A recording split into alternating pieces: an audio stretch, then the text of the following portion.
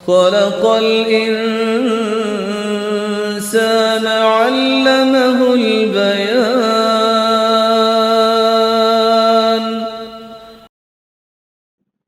نحمده ونصلي على رسوله الكريم، أما بعد، فأعوذ بالله من الشيطان الرجيم. بسم الله الرحمن الرحيم.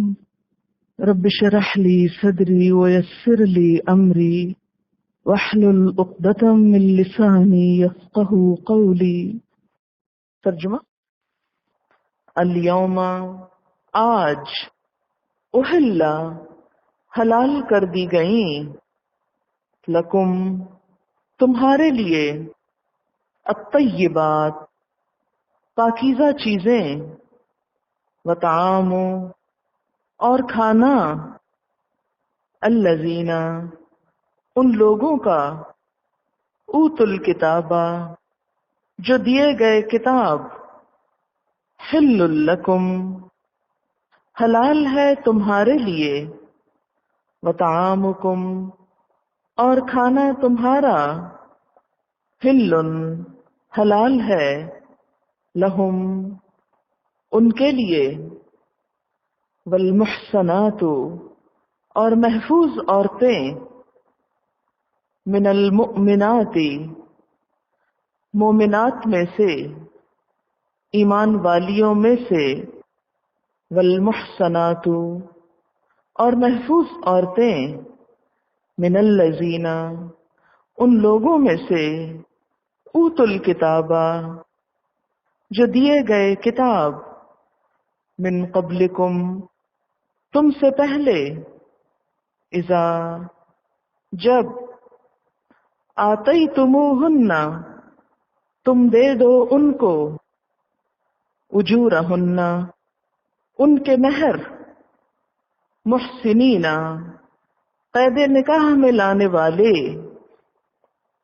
نکاح سے محفوظ کرنے والے، غیر مصافحین نہ زنا کرنے والے، ولا اور نہ متخذی بنانے والے، اخدان چھپے دوست، ومن یکفر اور جو کوئی انکار کرے، بالایمان ایمان کا، فقد تو تحقیق، حبطا ضائع ہو گیا، عملہ عمل اس کا، وہو اور وہ، فی الآخرۃ آخرت میں، من الخاسرین خسارہ پانے والوں میں سے ہوگا۔ تفسیر: اب کھانے پینے کی چیزوں کی حلت کے قانون کے ساتھ ہی اس مناسبت سے کچھ اور حلال چیزوں کا بھی ذکر کیا گیا۔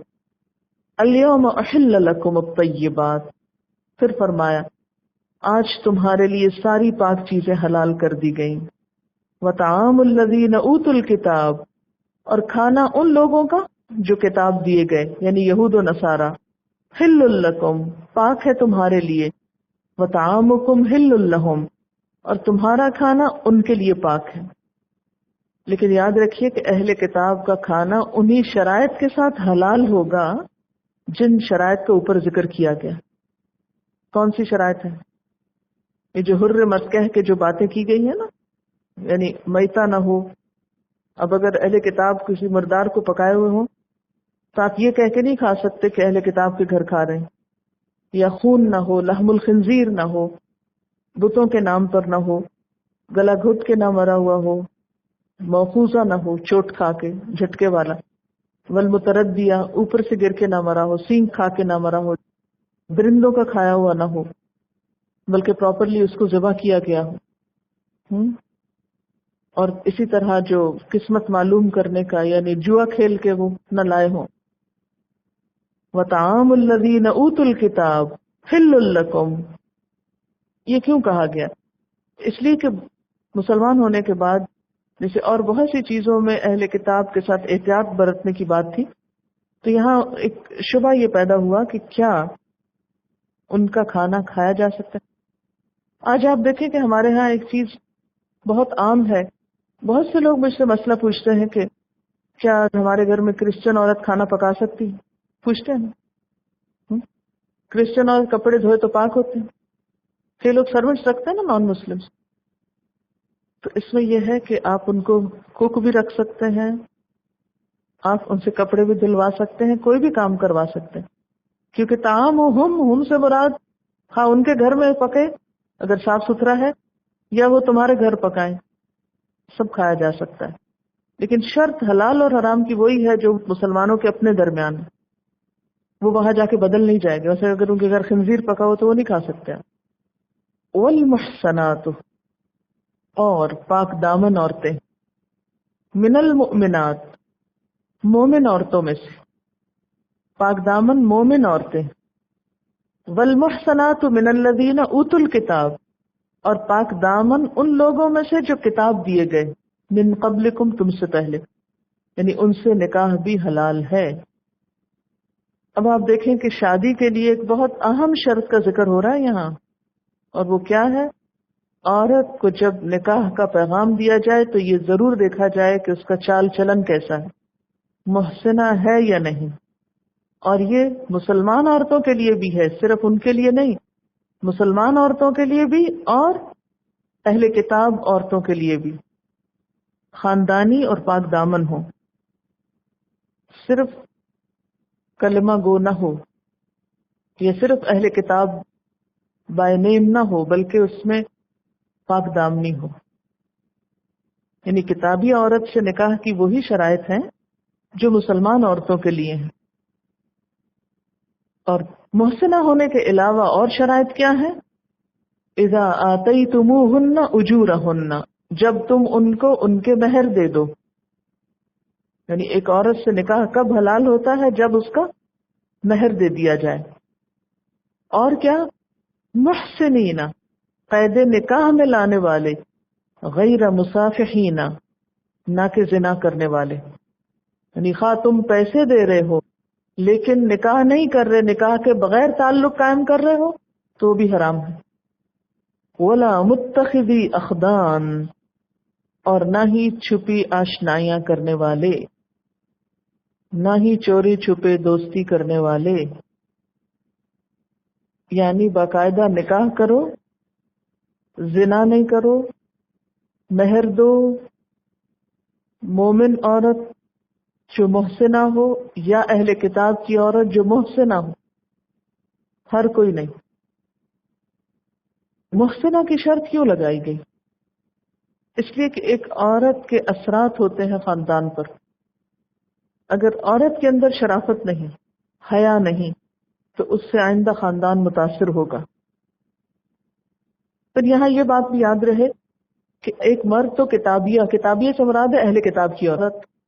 ایک مومن مرد کتابیہ عورت سے جو محسنہ ہو شادی کر سکتا ہے, لیکن ایک مسلمان عورت کتابی مرد سے شادی نہیں کر سکتی. کیوں؟ اس لیے کہ عورت کے اندر اثر پذیری ہوتی. اثر پذیری کیا ہوتا ہے؟ یعنی وہ جلد ڈھل جاتی دوسرے ماحول میں. اگر وہاں سے کوئی مسلمان گھرانے میں آ رہی ہے تو اثر قبول کر کے مسلمان ہو سکتی, لیکن ایک عورت اگر ادھر جا رہی ہے تو ڈر ہے کہ کہیں وہ وہاں کا اثر قبول نہ کر لے. لیکن مشرک نہ مرد اور نہ عورت کسی سے بھی نکاح کی اجازت نہیں. بائبل میں بھی اس بات کی تصریح ہے کہ بت پرست اور مشرک اقوام سے نکاح جائز نہیں. موجودہ تورات میں یہ چیز موجود ہے.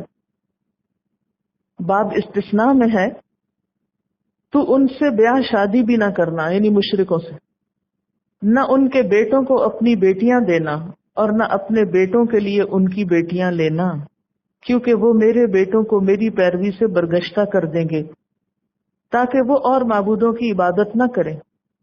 کیونکہ اگر ان سے شادی بیاہ کا رشتہ کرو گے تو ان کے دین کو بھی اختیار کر لو گے. قرآن پاک میں واضح طور پر آتا ہے نا کہ پیچھے پڑھ بھی چکے ہیں, وَلَا عَبْدٌ مُؤْمِنٌ خَيْرٌ مِّن مُشْرِكٍ وَلَوْ أَعْجَبَكُمْ. اور اسی طرح عورت کے لیے بھی حکم ہے. وَمَن يَكْفُرْ بِالْإِيمَانِ, اور جو ایمان کے ساتھ کفر کرتا ہے, فَقَدْ حَبِطَ عَمَلُهُ, تو اس کا عمل ضائع ہو جاتا ہے. ایمان کے ساتھ کفر کیا ہے؟ یعنی ایمان تقاضا کرتا ہے حلال اور حرام کے قانون کو فالو کرنے کا. اب اگر ایک شخص پڑھتا تو کلمہ ہے، لیکن اس کے ساتھ کیا کر رہا ہے؟ حرام چیزیں کھا رہا ہے، تو اللہ کے قانون کو توڑ رہا ہے نا، اللہ کے حکم کا انکار کر رہا ہے، تو یہ کفر ہی ہو گیا. اسی طرح ایک شخص ہے تو مسلمان لیکن شادی کر رہا ہے ایک نان مسلم کے ساتھ، غیر اہل کتاب عورت کے ساتھ، تو یہ بھی ایک طرح سے کفر ہو گیا. اور اس میں اندیشہ کس بات کا ہے؟ وَمَن يَكْفُرْ بِالْإِيمَانِ، اور جو ایمان کے ساتھ کفر کرے گا، یعنی ایمان لا کے کفر کرے گا، نتیجہ کیا نکلے گا؟ فَقَدْ حَبِطَ عَمَلُهُ، تو اس کا عمل ضائع ہو جائے گا. وَهُوَ فِي الْآخِرَةِ مِنَ الْخَاسِرِينَ، اور وہ آخرت میں خسارہ پانے والوں میں شامل ہو جائے گا. یعنی دنیا میں اعمال برباد اور آخرت میں سخت نقصان. اچھا اب آپ دیکھیے کہ عموماً انسان حرام کیوں کھاتا ہے؟ زبان کی لذت. شادی میں بھی یہی نفسیات کار فرما ہے. اسی لیے حضور صلی اللہ علیہ وسلم فرمایا تھا نا کہ جو شخص مجھے زبان اور شرمگاہ کی حفاظت کی ضمانت دیتا ہے میں اس کو جنت کی ضمانت دیتا ہوں. تو ان دونوں کی حفاظت میں یہ چیز بھی آتی، صرف غلط بات بولنا نہیں آتی، بلکہ زبان پہ حرام لقمہ نہ رکھا جائے صرف ٹیسٹ کی خاطر کہ اس میں مزہ بہت ہے. اور ان چیزوں کے انسان کے اخلاق پر، عبادات پر اور مسلمان امت کے مشن پر شدید قسم کے اثرات ہوتے ہیں. مثلا نکاحی کے سلسلے میں اگر عورت بدچلن ہو، آوارہ ہو، تو پھر کیا ہوگا؟ اس کا اثر آئندہ نسلوں پر پڑے گا. تو جس طرح ان کے دسترخوان سے صرف طیبات کی اجازت ہے، اسی طرح ان کی عورتوں میں سے صرف محسنات کی اجازت ہے. لیکن آج کل کے مسلمان ایک بس ویگ سا آئیڈیا ان کو کہ کرسچن عورت سے شادی کر سکتے ہیں، کبھی نہیں دیکھیں گے محسنہ ہے یا نہیں، اس کے چال چلن کیسے ہیں، اس کے طور طریقے کیسے ہیں. اور پھر آپ دیکھتے ہیں کہ بہت سے ایسے واقعات ملتے ہیں تاریخ میں جب مسلمانوں کی بہت فتوحات ہوئی نا، اور بہت علاقے روم میں مثلا مسلمان گئے، تو وہاں پر جب شادیوں کا سلسلہ شروع ہوا، مثلا حضرت حذیفہ نے نکاح کیا تھا کسی شاید کرسچن عورت سے، تو حضرت عمر رضی اللہ تعالیٰ عنہ کو پتہ چلا، انہوں نے فوراً خط لکھا اور حضرت حذیفہ سے کہا کہ میرا یہ خط پڑھ کر نیچے رکھنے سے پہلے اس عورت کو طلاق دے دینا. اگر تم نے ایسا کیا تو باقی مسلمان بھی یہ کریں گے، اور اس سے مسلمان عورتیں مصیبت میں مبتلا ہو جائیں گی کہ ان کے لیے مسلمان مرد نہیں رہیں گے. تو بسا اوقات قانونی طور پر بھی اس کو منع کیا گیا اور سخت شرط لگائی گئی کہ محسنہ ہو، پاک دامن ہو، نیک ہو. یہاں ایک اور بڑی اہم بات کی گئی، ولا متخذی اخدان. اخدان کا لفظ خے دال نون سے ہے، چھپی دوستی رکھنے والا، جنسی خواہش پوری کرنے والا، آوارہ انسان، بدکار. مرد اور عورت دونوں کے لیے آتا ہے. جہاں اور بہت سی خرابیاں ہمارے معاشرے میں دن بدن پروان چڑھ رہی ہیں، وہاں یہ خرابی بھی بہت عام ہوتی جا رہی ہے. مشکل یہ ہے کہ آج کل ہمارے ہاں اکثر نوجوانوں کا، اور خصوصاً ایسے ماحول میں جہاں دین کی کوئی ایسی تعلیم نہ ہو، ایسی بہت سی خرابیوں کا ذکر ملتا ہے کہ لڑکیاں بسا اوقات فلم سٹارز پر، کرکٹرز پر اور مختلف جو ہیروز ہیں ان پر مر مٹتی ہیں، جن سے صرف ان کی تصویریں دیکھ کر جیتی ہیں. بسا اوقات تو یہ کہ ویسے کپڑے پہنے ہوئے ہیں، سینے پہ تصویریں لگی ہوئی ہیں. اب تو ایسے کاپیاں، کتابیں اور فائلیں اور سٹکرز اور بے شمار ایسی چیزیں ملتی ہیں کہ جس پر ایسی تصویریں بنی ہوئی ہوتی ہیں. اسلام نے ان تمام چیزوں سے منع کیا ہے. یہ جو چھپی دوستی ہے، اور چھپی دوستی سے مراد کیا ہے؟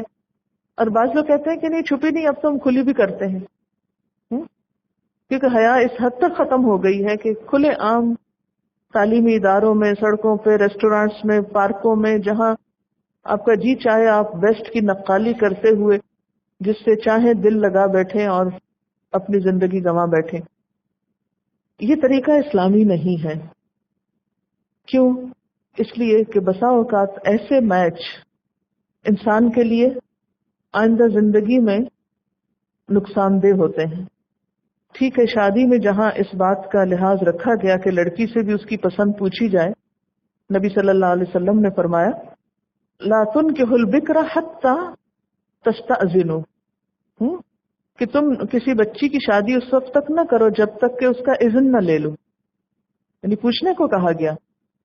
اور اسی طرح نکاح والی عورت جو پہلے سے شادی شدہ ہو، بیوہ یا طلاق یافتہ ہو، اس کی شادی کے لیے بھی اس سے اجازت بہت ضروری ہے. حتی تستأمروا کا لفظ ہے. لیکن اس کا یہ مطلب نہیں کہ لڑکیاں اپنے لیے خود تلاش کریں یا پسند کریں اور پھر ماں باپ کو اس بات پر مجبور کریں، اور اگر ماں باپ اجازت نہ دیں تو پھر خودکشی کی دھمکیاں دیں یا ایسے راستے اختیار کریں کہ جو انسان کے لیے نقصان دہ ہیں. بہت دفعہ ایسی رپورٹس پڑھنے میں آتی ہیں کہ جس سے پتہ چلتا ہے کہ ایسی شادیاں عام طور پر کامیاب نہیں ہوتی جن کی بنیاد محض ایک وقتی جذبہ ہوتا ہے. آپ دیکھیے کہ یہاں پر صاف کہا گیا نا، یہ آیت اب لفظ پڑھیے خود، ولا متخذی اخدان، اور نہ بنانے والے چھپے دوست، یعنی نکاح کے بغیر تعلق نہیں. اور ساتھ ہی کیا فرمایا گیا، ومن یکفر بالایمان، اور جو ایمان کے ساتھ کفر کرے گا یعنی اللہ کا یہ حکم نہیں مانے گا اور ایسے تعلقات کو چھوڑے گا نہیں، فقد حبط عملہ، اس کا عمل ضائع ہو سکتا ہے. وہو فی الآخرۃ من الخاسرین، ایسی محبتیں آخرت میں نقصان دے سکتی. اگرچہ یہ آیت صرف اس آخری حصے کے لیے نہیں، سارے چیز کے لیے، لیکن اس میں یہ بھی شامل ہے.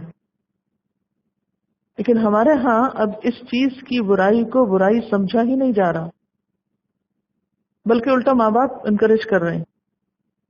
ہمارے ہاں جو ڈرامے وغیرہ عام طور پر دکھائے جا رہے ہیں اس میں بھی، اور چھوٹے بچوں سے لے کے بڑوں تک، بوڑھے بھی بہت دلچسپی اور شوق سے ایسے سب قصے کہانیاں دیکھنے کے شوقین رہتے ہیں، اور اس کو ایک نام کی شکل میں اختیار کر لیا گیا.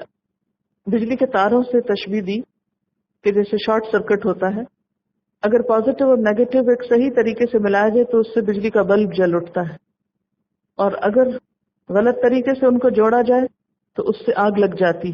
اور آپ نے بازو کا دیکھا ہوگا کہ ایک شارٹ سرکٹ سے پوری پوری بلڈنگ جل جاتی.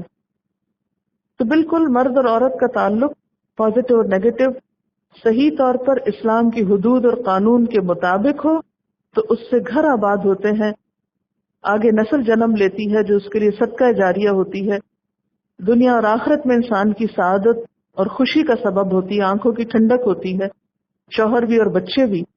اور اگر حرام میں چھپی دوستی کا یہ تعلق قائم ہو تو اس سے گھر بھی جل اٹھتے ہیں.